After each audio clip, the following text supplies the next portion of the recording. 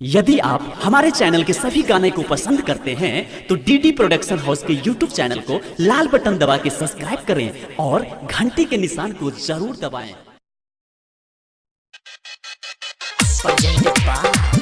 DD production house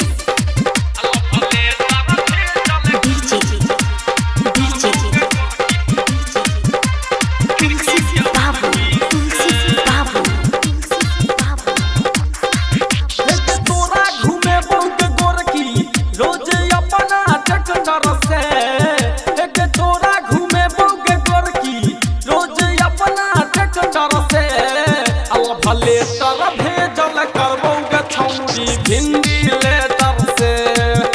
भले तर भेजल करबोगे छौरी खिड़की के भुरकी से एक तोरा घूमे बोगे गोरकी रोज अपना ट्रैक्टर से भले तर भेजल करबोगे छौरी भिंडी लेटर से भले तर भेजल करबोगे गोरकी खिड़की के भुरकी से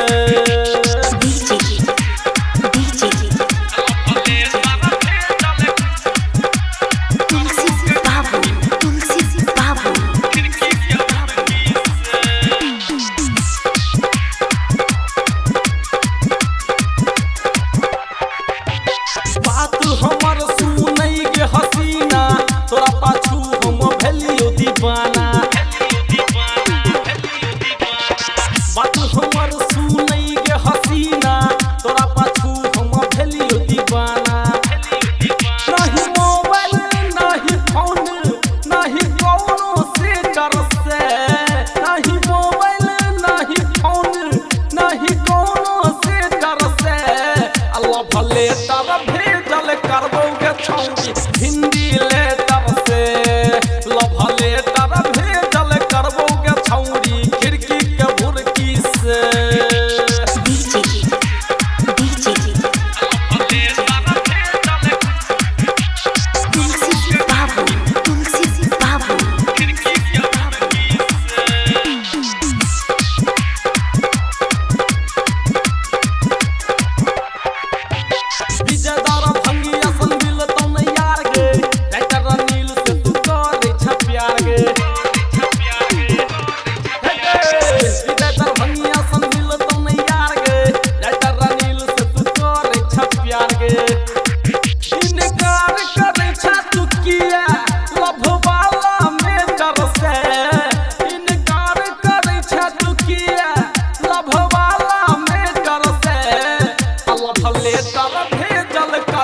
भिंडी लेटर से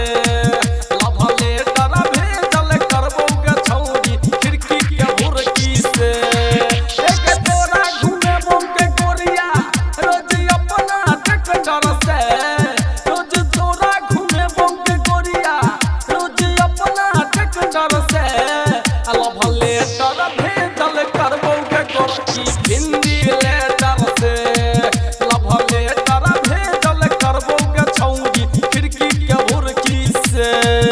एक तोरा घूमे बोगे गोरकी रोज अपना ट्रैक्टर से भले तर भेजल करबोगे छौरी भिंडी लेटर से भले तर भेजल करबोगे गोरकी खिड़की के भुरकी से। Recording by DD production house Sakri 97 084 45 722।